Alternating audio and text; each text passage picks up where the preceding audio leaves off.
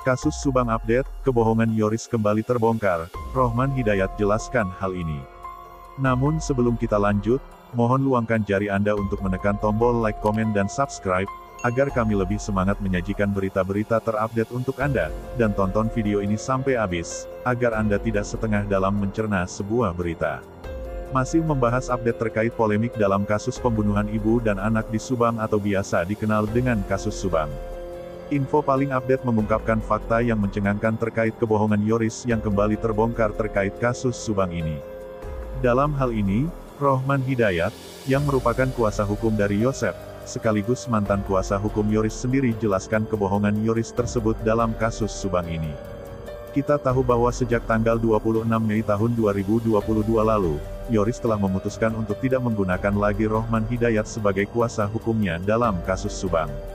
Sejak saat itu pula, Yoris telah memutuskan untuk berdiri tanpa kuasa hukum dalam mengawal kasus Subang yang membuat ibu dan adiknya tersebut meninggal.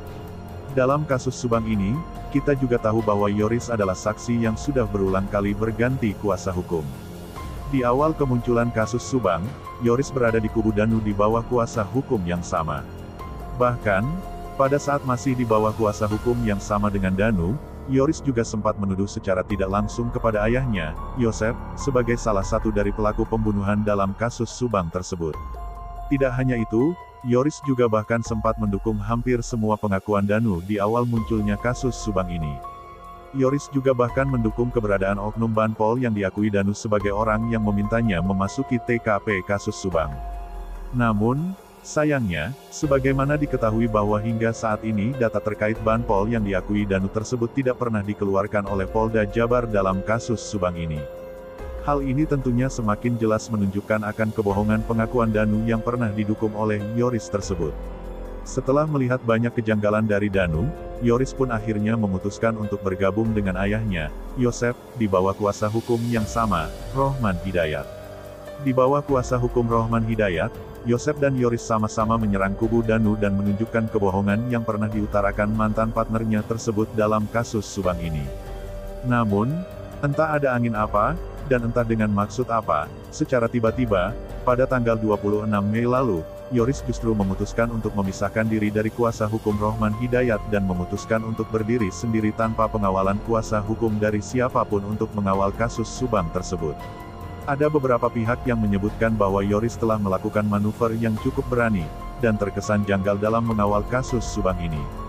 Namun, di luar maksud dari berpisahnya Yoris dari kuasa hukum Rohman Hidayat, ada satu kebohongan yang terbilang besar yang disampaikan Yoris setelah ia berpisah. Dan kebohongan Yoris tersebut berkaitan dengan hilangnya mobil BMW yang biasanya selalu terparkir di TKP kasus Subang. Di mana kebohongan Yoris terkait mobil BMW tersebut dibantah langsung oleh mantan kuasa hukumnya, Rohman Hidayat. Terkait hal ini, dalam sebuah wawancara, Yoris mengaku bahwa dirinya tidak tahu menahu tentang kemana perginya mobil BMW dari TKP kasus Subang tersebut. Bahkan, Yoris juga mengaku bahwa dirinya tidak mengetahui siapa yang membawa pergi mobil BMW dari TKP kasus Subang itu. Tidak hanya itu, Yoris juga bahkan mempersilahkan kepada awak media yang menanyakan hal itu untuk menanyakannya langsung kepada pihak penyidik kasus Subang. Yoris juga bahkan mengaku sudah sangat lama tidak mendatangi TKP kasus Subang tersebut lantaran tempat itu masih dalam penyelidikan. Namun, pernyataan Yoris justru berseberangan dengan apa yang disampaikan mantan kuasa hukumnya dalam kasus Subang, yakni Rohman Hidayat. Di mana dalam hal ini Rohman Hidayat justru menyebutkan bahwa mobil BMW berwarna biru tersebut telah dijual oleh Yoris. Rohman Hidayat bahkan menyebut bahwa kemungkinan besar penyidik juga sudah mengetahui bahwa mobil BMW tersebut telah dijual oleh pemiliknya, Yoris. Pernyataan yang berlawanan dari Yoris dan Rohman Hidayat ini tentunya menimbulkan banyak pertanyaan di masyarakat, kubu siapa yang benar dan berbohong dalam pengakuannya. Namun, meski demikian, tentunya kita tetap berharap agar pelaku sebenarnya dari kasus Subang ini bisa segera terungkap. Dan kita juga tahu bahwa saat ini penyidik dikabarkan akan memeriksa kembali beberapa saksi, termasuk Yoris dan klien Rohman Hidayat, Yosep untuk mengungkap siapa tersangka dari kasus Subang tersebut.